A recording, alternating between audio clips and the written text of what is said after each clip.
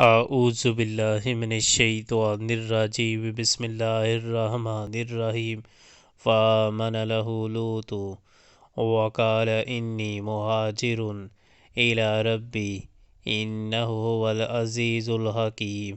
اس وقت لوط علیہ السلام نے اس کو مانا اور ابراہیم علیہ السلام نے کہا میں اپنے رب کی طرف ہجرت کرتا ہوں، وہ زبردست ہے اور حکیم ہے۔ وَوَهَبْنَا لَهُ إِسْحَاقَ وَيَعْقُوبَ وَجَعَلْنَا فِي ذُرِّيَّتِهِ النُّبُوَّةَ وَالْكِتَابَ وَآتَيْنَاهُ أَجْرَهُ فِي الدُّنْيَا وَإِنَّهُ فِي الْآخِرَةِ لَمِنَ الصَّالِحِينَ۔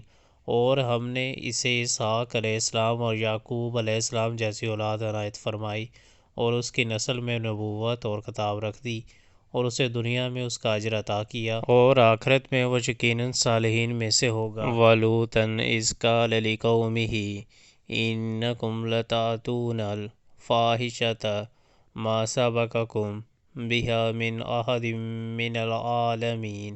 اور ہم نے لوط علیہ السلام کو بھیجا جبکہ اس نے اپنی قوم سے کہا تم تو وہ فحش کام کرتے ہو جو تم سے پہلے دنیا والوں میں سے کسی نے نہیں کیا ہے۔ أَإِنَّكُمْ لَتَأْتُونَ الرِّجَالَ وَتَقْطَعُونَ السَّبِيلَ وَتَأْتُونَ فِي نَادِيكُمُ الْمُنكَرَ فَمَا كَانَ جَوَابَ قَوْمِهِ إِلَّا أَنْ قَالُوا ائْتِنَا بِعَذَابِ اللَّهِ إِن كُنتَ مِنَ الصَّادِقِينَ۔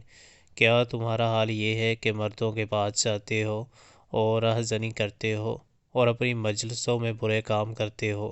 پھر کوئی جواب اس کی قوم کے پاس اس کے سوا نہ تھا کہ انہوں نے کہا لے یا اللہ کا عذاب اگر تو سچا ہے۔ قال رب انصرنی علی القوم المفسدین۔ لوط علیہ السلام نے کہا اے میرے رب ان مفسد لوگوں کے مقابلے میں میری مدد فرما۔